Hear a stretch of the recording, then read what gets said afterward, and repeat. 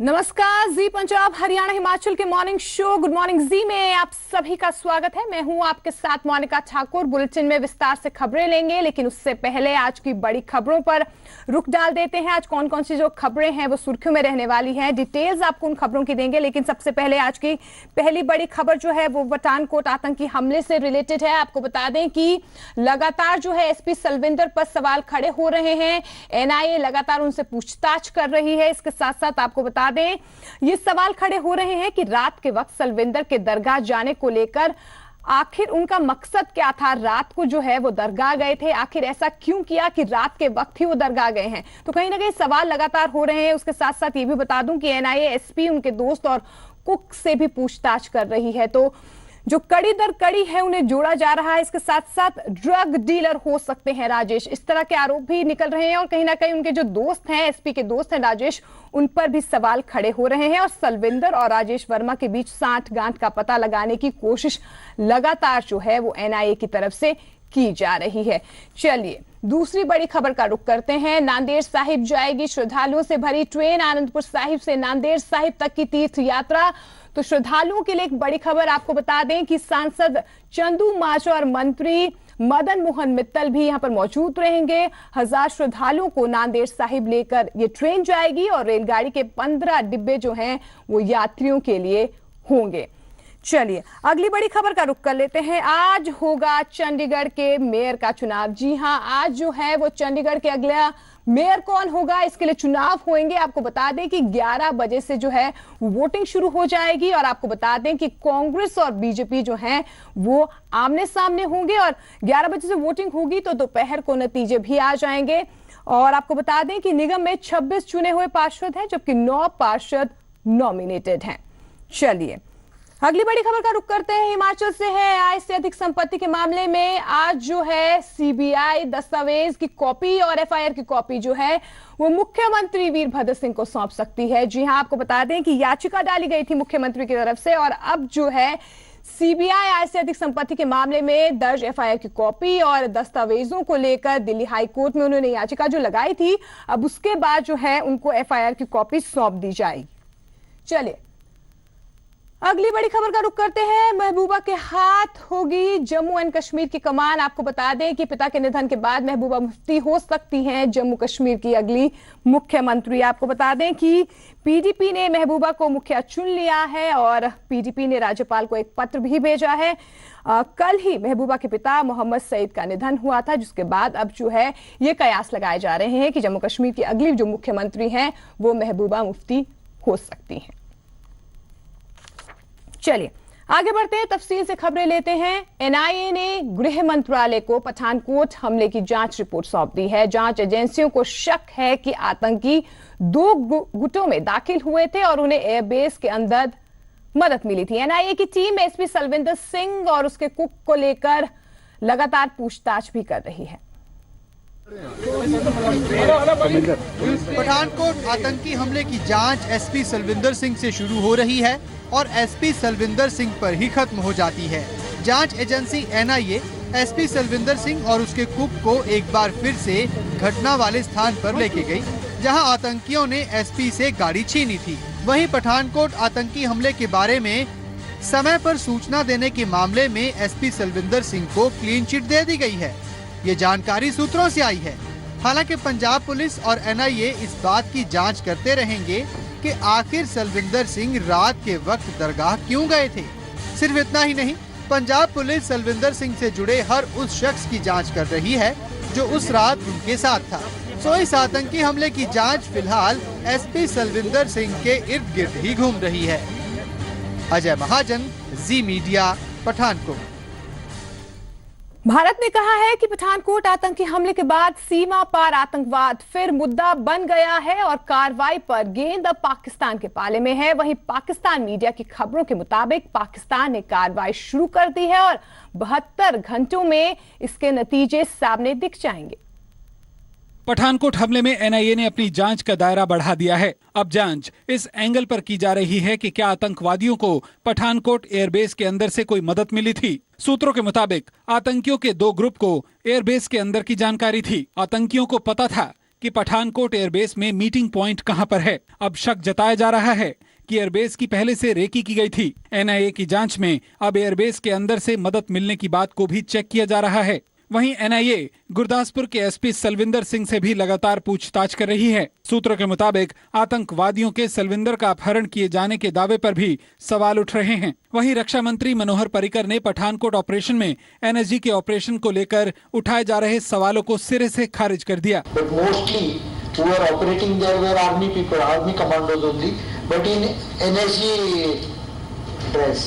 So those people were advising me not to go, but I went there and personally saw to myself. NIA की team कल पठानकोट हमले के सबूत जुटाने के लिए एसपी सलविंदर सिंह को किडनैपिंग की जगह ले गई थी।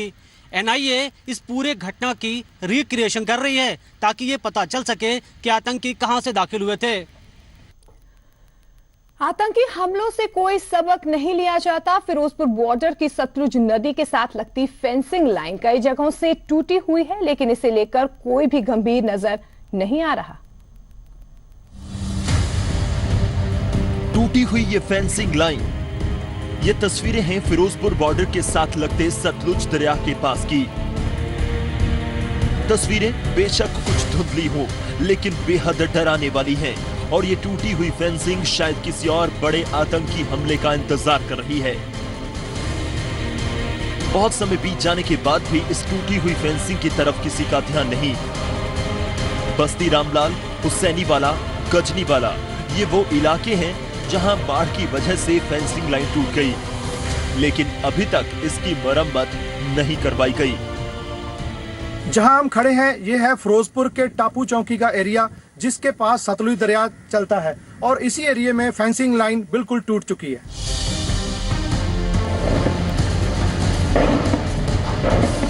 पठानकोट में जिस तरीके के साथ आतंकियों ने दहशत मचाई, उस दहशत ने लोगों का डर और बढ़ा दिया है। पार बार्डर एरिया यानी कि पाकिस्तान का एरिया ही ते जो साडी तारबंदी है टुटी है ते पार वो छेड़छाड़ अगे बहुत करते हैं हिंदुस्तान नाल ते हुण भी संभावना है भी इत्थों भी छेड़छाड़ भी हो सकती है। मंग इहो ही करते हैं भी इत्थों पक्का भी काम किया जाए, ਜਿਹੜਾ ਕੋਈ ਵੀ ਇਧਰ ਛੇੜਛਾੜ ਨਾ ਹੋਵੇ, ਕੋਈ ਤਾਰਬੰਦੀ ਚੰਗੀ ਤਰ੍ਹਾਂ ਬਣਾਈ ਜਾਵੇ। ਇੱਥੇ ਜਿਹੜਾ ਦਰਿਆ ਦੇ ਵਿੱਚ ਉੱਥੇ ਜਿਹੜੀ ਲਾਈਨ ਜਿਹੜੀ ਉਹ ਟੁੱਟੀ ਹੋਈ ਹੈ, ਲਾਈਨ ਜਿਹੜੀ ਉਹ ਟੈਂਪਰੇਰੀ ਜਿਹੜੀ ਇਹਨਾਂ ਨੇ ਛੋਟੀ ਕਲਾਈ ਹੋਈ ਹੈ, ਜੋ ਕਿ ਇਹਨਾਂ ਨੂੰ ਚਾਹੀਦਾ ਕਿ ਟੈਂਪਰੇਰੀ ਲਾਈਨ ਦੀ ਬਜਾਏ ਜਿਹੜੀ ਫਿਕਸ ਲਾਈਨ ਇੱਥੇ ਲੱਗੀ ਹੋਵੇ।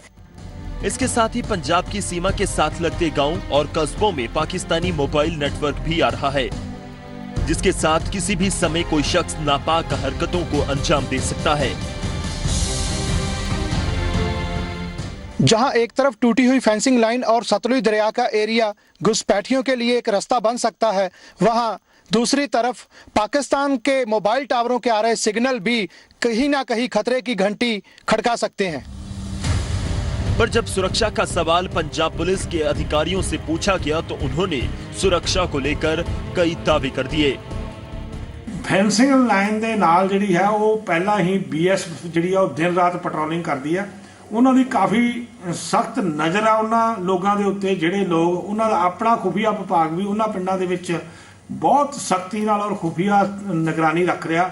ਫਿਰ ਉਸ ਤੋਂ ਇਲਾਵਾ ਸੈਕੰਡ ਜਿਹੜੀ ਲਾਈਨ ਦੇ ਉੱਤੇ ਪੰਜਾਬ ਪੁਲਿਸ ਫਿਰੋਜ਼ਪੁਰ ਦੇ ਜਵਾਨ ਜਿਹੜੇ ਹੈਗੇ ਆ ਉਹ ਦਿਨ ਰਾਤ ਉਸ ਏਰੀਏ ਦੇ ਵਿੱਚ ਚੈਕਿੰਗ ਵੀ ਕਰਦੇ ਆ ਔਰ ਉਹਨਾਂ ਦੇ ਨਾਲ ਸੀਕ੍ਰੇਟ ਤੌਰ ਤੇ ਨਿਗਰਾਨੀ ਵੀ ਰੱਖਦੇ ਆ। पिछले 5 महीनों में पंजाब 2 बड़े आतंकी हमलों को झेल चुका है। दोनों हमलों में कहीं न कहीं दरियाई रास्तों ने ही आतंकियों का रास्ता आसान किया। ऐसे में सवाल ये कि बहुत समय से टूटी हुई ये फेंसिंग आखिर किस इंतजार में है। गुरदर्शन सिंह, जी मीडिया, फिरोजपुर। आगे बढ़ते पंजाब विधानसभा में नेता विपक्ष रहे कांग्रेसी विधायक सुनील जाखड़ ने चंडीगढ़ में अपने ही क्षेत्र अबोहर की एक कंपनी के खिलाफ मोर्चा खोल दिया है। 80 से ज्यादा लोगों के हलफनामे के साथ जाखड़ ने इस कंपनी पर करोड़ों की धोखाधड़ी का आरोप लगाया। थोड़ा सा निवेश और जिंदगी भर का सुकून, यही कामयाबी का वो मंत्र होता है जिससे आधार बनाकर नेटवर्क मार्केटिंग कंपनियां लोगों को अपना निशाना बनाती हैं। कांग्रेस विधायक सुनील जाखड़ के साथ चंडीगढ़ में मौजूद ये लोग भी इस मंत्र के मायाजाल में फंसे। मंत्र देने वाली कथित आरोपी कंपनी थी नेचरवे। कथित आरोपों के मुताबिक नेचरवे ने 22 प्रोजेक्ट्स में प्लॉट देने के नाम पर लोगों से पैसा निवेश करवाया। वायदा था कि 5 लाख के निवेश पर 7500 रुपए प्रति महीने की रेंटल मनी दी जाएगी। लोगों को लगा कि मौका अच्छा है तो हजारों लाखों नहीं बल्कि करोड़ों का निवेश कर दिया।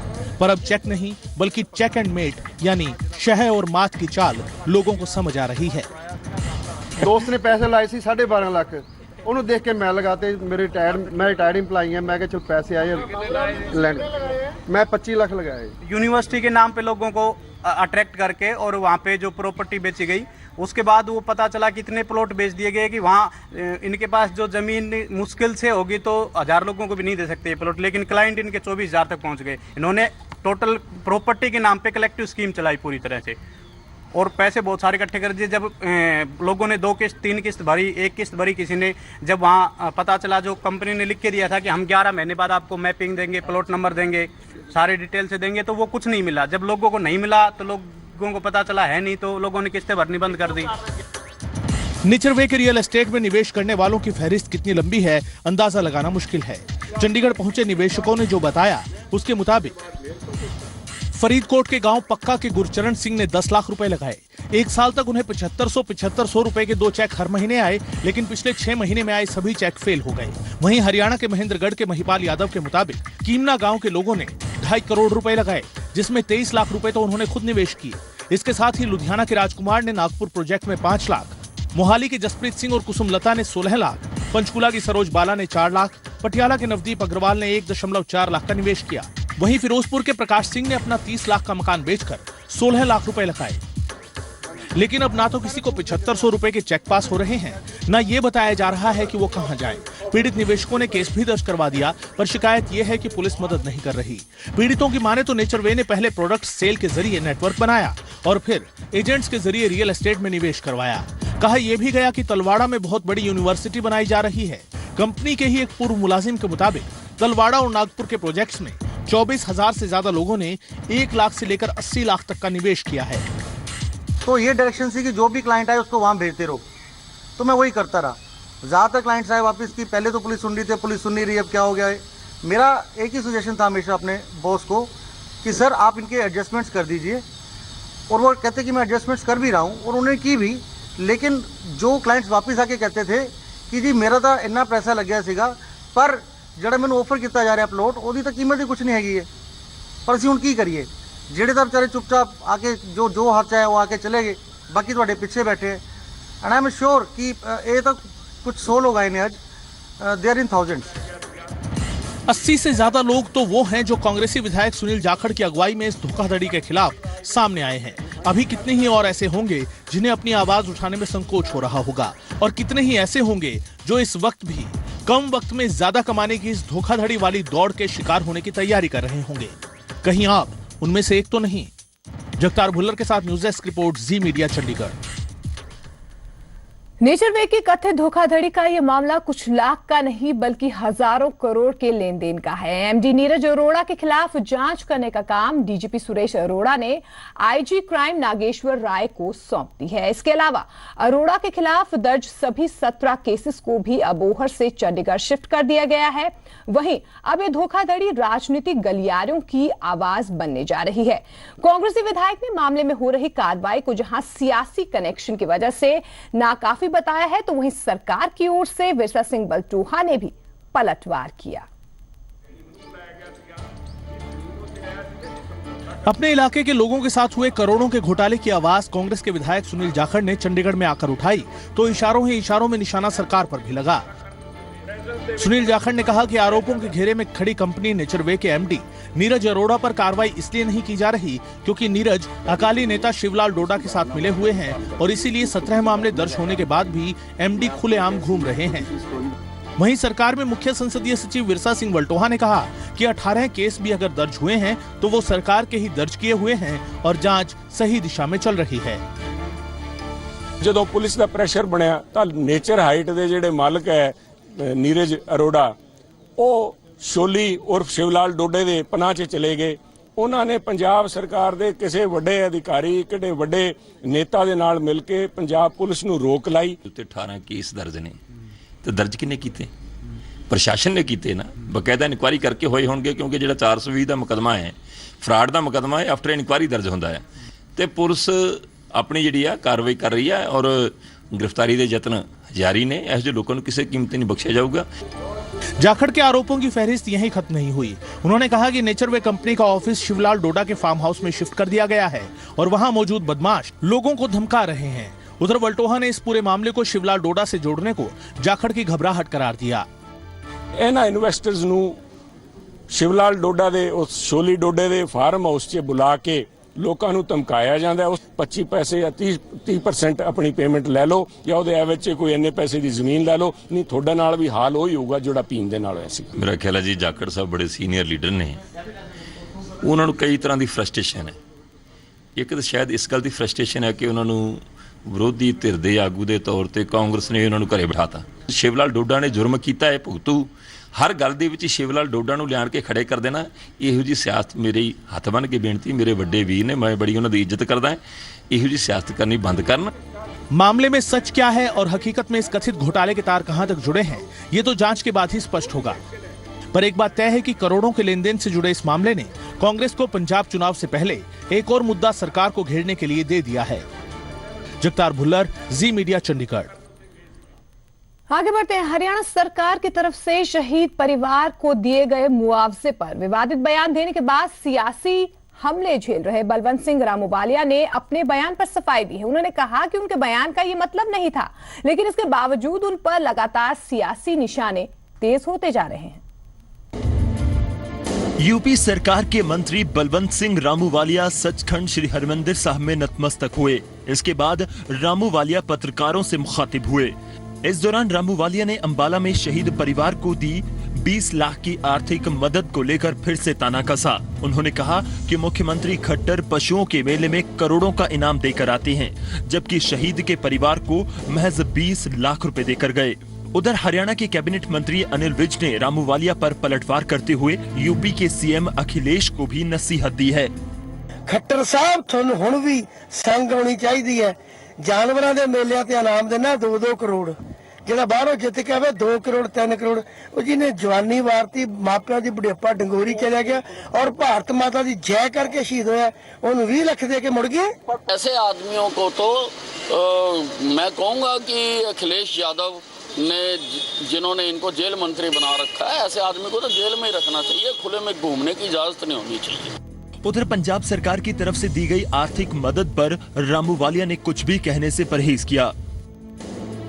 पंजाब सरकार मैं कोई कमेंट नहीं करना,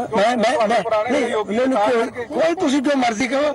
शहीद अपनी जिम्मेदारी निभाकर वतन को अलविदा कह गए हैं, जबकि नेताओं को बयानबाजी और सियासत से फुर्सत नहीं। अंबाला से अमन कपूर के साथ राजन गोसाई, जी मीडिया, अमृतसर। हिमाचल प्रदेश के कांग्रेस नेता मेजर सिंह मनकोटिया ने पठानकोट आतंकी हमले को लेकर मोदी सरकार पर निशाना साधा है। उन्होंने कहा कि मोदी या तो अपना 56 इंच का सीना पाकिस्तान को दिखाए, नहीं तो वो उन्हें चूड़ियां भेजेंगे।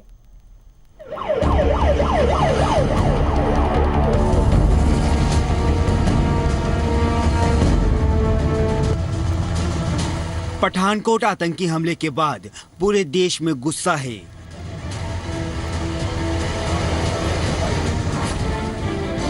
तो वहीं विपक्ष मोदी सरकार को घेर रहा है। हिमाचल प्रदेश पर्यटन विकास बोर्ड और पूर्व सैनिक लीग के अध्यक्ष विजय सिंह मनकोटिया ने केंद्र सरकार पर सवाल उठाए हैं। उन्होंने कहा कि मोदी या अपना 56 इंच का सीना पाकिस्तान को दिखाएं, नहीं तो पूर्व सैनिक लीग उन्हें चूड़ियां भेजेंगी। हमारे देश के ऊपर हमला कर रहे हैं, तो हमने कहा कि अगर आपसे कुछ होने वाला नहीं है प्रधानमंत्री जी, तो बेहतर है कि हम आपको चूड़ियां भेज दें, और वो जो आपने बड़ी बड़ी तकरीरें दी थी उनको बुला दें। मनकोटिया ने इस बाबत राष्ट्रपति को एक ज्ञापन सौंपने की बात कही है। इतना ही नहीं, मनकोटिया ने धर्मशाला में भारत पाकिस्तान के बीच होने वाले क्रिकेट मैच को लेकर भी सवाल उठाए हैं। उन्होंने इसे भारतीय युवाओं की भावनाओं के साथ खिलवाड़ बताया है। साथ ही कहा है कि स्थानीय सांसद और बीसीसीआई के सचिव अनुराग ठाकुर को इस बारे में सोचना चाहिए। टॉक्स, टेरर और T20 को साथ साथ चलने देंगे? आप फैसला कीजिएगा। आप बड़े सूझबूझ रखने वाले यहाँ के सारे नेता हैं, सोचिएगा और हमारे जख्मों के ऊपर नमक मत छिड़किएगा। हमारी आपसे यही एक विनती है। पठानकोट आतंकी हमले से हिमाचल प्रदेश ने भी अपने 2 वीर सपूत खोए हैं। इस हमले में पाकिस्तानी कनेक्शन के सबूत मिले हैं और यही वजह है कि अब विपक्ष केंद्र सरकार पर सवाल उठाकर पाकिस्तान से बातचीत बंद करने की नसीहत दे रहा है। श्री गोपालपुरी, जी मीडिया, धर्मशाला। चंडीगढ़ में मेयर चुनाव के लिए सियासी बिसात बिछ चुकी है। मुकाबला कांग्रेस और बीजेपी के बीच है। दोनों सियासी दलों के दिग्गजों ने चंडीगढ़ में डेरा डाल लिया है। आज साफ हो जाएगा कि चंडीगढ़ नगर निगम पर किसका कब्जा होगा। जहां कांग्रेस के सामने मेयर पद दोबारा अपने नाम करने की चुनौती होगी, तो वहीं बीजेपी 15 साल से चला आ रहा सूखा खत्म करना चाहेगी। ऐसे में आज देखना होगा कि बाजी किसके नाम लगती है। चंडीगढ़ में मेयर के चुनाव को लेकर सियासी दंगल गरमाया हुआ है और बीजेपी लीडरशिप के लिए मेयर का चुनाव इज्जत का सवाल बन गया है। तभी तो सीनियर लीडरशिप ने चंडीगढ़ में डेरे लगाए हुए हैं और सियासी समीकरण दुरुस्त करने के लिए दिन रात एक किया हुआ है। हाउस में बीजेपी के पास सबसे ज्यादा 13 पार्षद हैं और 2 गठजोड़ अकाली दल के। एक वोट एमपी किरण खेर की मिला भी लें तो पार्षदों का गुना जोड़ 16 तक ही पहुंचता है। 3 वोटों के जुगाड़ ने बीजेपी लीडरशिप को मुश्किल में डाला हुआ है। इसी सिलसिले में चंडीगढ़ में सरगर्म हुए बीजेपी पंजाब मामलों के इंचार्ज प्रभात झा ने मुख्यमंत्री बादल के साथ मुलाकात की। 8 तारीख को मेयर का चुनाव है और इसलिए अपने बड़े बुजुर्ग नेता का आशीर्वाद लेना चाहिए। इस मेयर के चुनाव को हम अच्छे ढंग से आगे इसको पार भी कर सकें और हमारे तीनों कैंडिडेट जो हैं इसके लिए वो जीत सकें। 15 साल से बीजेपी मेयर की कुर्सी से दूर रही है। सारा गणित 36 वोटों पर टिका है। बीजेपी को जीत के लिए 19 वोट चाहिए, जबकि सांसद किरण खेर का वोट मिलाकर उनके पास 16 वोट हैं। लेकिन पिछले 15 सालों का इतिहास देखकर लगता है कि अगर गुटबाजी हावी हुई तो पार्टी के लिए 3 वोट जुटाना भी मुश्किल हो जाएगा। नितिका महेश्वरी, जी मीडिया, चंडीगढ़। डाक विभाग की ओर से अपने पोस्टमैन की हकीकत जानने के लिए एक सर्वे करवाया जा रहा है, जिसमें विभाग ने लोगों से 5 सवालों के जवाब पूछे हैं। इस सर्वे में करीब 2000 लोगों की राय ली जा रही है। करीब 1000 लोगों के जवाब अब तक विभाग को मिल चुके हैं। पोस्टमैन की लापरवाही की शिकायतों के चलते अब डाक विभाग पहली बार अपने ही पोस्टमैन का सर्वे करवा रहा है।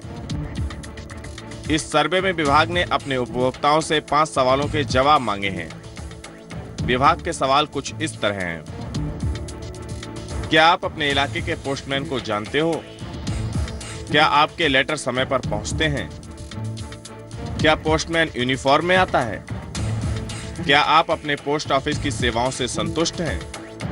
क्या आप अपना पिन कोड जानते हैं? ये वो 5 सवाल हैं जो विभाग की तरफ से लोगों से पूछे जा रहे हैं। इन सवालों के जवाब के आधार पर ही पोस्टमैन की नौकरी अब वहां की जनता तय करेगी। साथ ही विभाग ने लेटर में एक और कॉलम दिया है, जिसमें लोगों से पूछा गया है कि हमारी सेवाओं में आप क्या बदलाव चाहते हैं। कुछ पत्र जो है करीब 2000 लोगों को लिखे हैं, गुड़गांव, फरीदाबाद के 6 जिलों में, जो हमारा क्षेत्र पड़ता है इसके अंदर। और इसमें हमने ये पूछा है कि क्या आप अपने क्षेत्र के पोस्टमैन को जानते हैं? क्या आपको अपना पिन कोड मालूम है? क्या आप हमारा पोस्टमैन यूनिफॉर्म में आता है? तो ये सारी चीजें हम जानकारी प्राप्त कर रहे हैं। और उसमें हमने ये भी कहा है कि पोस्ट ऑफिस के बारे में आपके सुझाव और कुछ समस्याएं हैं तो वो भी हमें लिखकर बताएं। सर्वे में पोस्टमैन की रिपोर्ट गलत आने पर उन्हें अलग से ट्रेनिंग दी जाएगी और अच्छी रिपोर्ट आने पर डाक विभाग के कर्मियों का प्रमोशन का रास्ता तय होगा। लेकिन दूसरी रिपोर्ट में जनता डाक विभाग के कर्मचारी की सेवाओं से संतुष्ट नहीं हुई तो उनके खिलाफ सख्त कार्रवाई की जाएगी। एक कोशिश तो ये चल रही है कि ट्रेनिंग दी जाए सबको, और हम अब तक 2 बार स्वयं उनकी वर्कशॉप करा चुके हैं। और प्रयास हमारा ये है कि उनको मोटिवेट किया जाए, करेक्टिव एक्शन लिए जाए, जिससे कि उनमें सुधार हो। और जहां देखिए सुधार अगर मोटिवेशन से नहीं होगा, इम्प्रूवमेंट नहीं दिखाई पड़ेगा, तो निश्चित रूप से कार्रवाई होगी और बहुत सख्त कार्रवाई की जाएगी। विभाग की तरफ से करवाए जा रहे सर्वे में करीब 1000 से ज्यादा लोगों के जवाब मिल चुके हैं, लेकिन इंतजार है बाकी के आधे लोगों के जवाब का। सर्वे की पूरी रिपोर्ट आने के बाद डाक विभाग इस काम को आगे बढ़ाएगा। आलोक उपाध्याय, जी मीडिया, गुड़गांव। इस बीच बड़ी खबर आ रही है हिमाचल के शिमला से, जहां पर हिमाचल शिमला के सबसे बड़े लोअर बाजार में गुरुवार रात को अचानक आग लग गई है। आग लगने की खबर स्थानीय लोगों को देर रात मिली है। इसके बाद लोगों ने फौरन फायर ब्रिगेड को इस बाबत सूचित किया। इस घटना में करीब 7 दुकानें जो हैं वो जल गई हैं और आग की चपेट में कई घर भी आए हैं। तो आपको बता दें कि देर रात ही आग लगी है। आपको बता दें कि 4 से 5 घंटे लगे हैं आग पर काबू पाने के लिए। ज्यादा जानकारी के लिए मोहित प्रेम शर्मा हमारे सहयोगी हमारे साथ जुड़ गए हैं। मोहित, क्या कुछ अपडेट है फिलहाल? क्या आग पर काबू पा लिया गया है? जी बिल्कुल मोनिका, आग पर काबू पा लिया गया है और ये जो आग लगी है ये लोअर बाजार के, जो ये शिमला का सबसे बड़ा बाजार है लोअर बाजार और सबसे पुराना बाजार है, यहाँ पर ये आग लगी है और यहाँ पर लकड़ी ज्यादा इस्तेमाल की गई है, चाहे दुकानें हो चाहे घर हो, क्योंकि यहाँ पर नीचे जो है निचली दुकानें हैं और उन दुकानों के ऊपर लोगों ने अपने अपने घर बनाए हैं। तो कुल मिलाकर एक बहुत बड़ा कह सकते हैं हादसा एक टल गया है, क्योंकि अगर समय रहते फायर ब्रिगेड की जो गाड़ियां हैं वो नहीं आती और आग पर काबू नहीं पाया जाता तो एक बहुत बड़ा नुकसान हो सकता है। इस आगजनी में भी करोड़ों रुपए का नुकसान जो है उसका अंदाजा लगाया जा रहा है। तो करोड़ों रुपए के नुकसान का अंदेशा जताया जा रहा है, हालांकि ज्यादा बड़ा नुकसान हो सकता था। मोहित, फिलहाल इस तमाम जानकारी के लिए आपका बहुत बहुत शुक्रिया। इसी के साथ इस बुलेटिन में फिलहाल इतना ही। नमस्कार।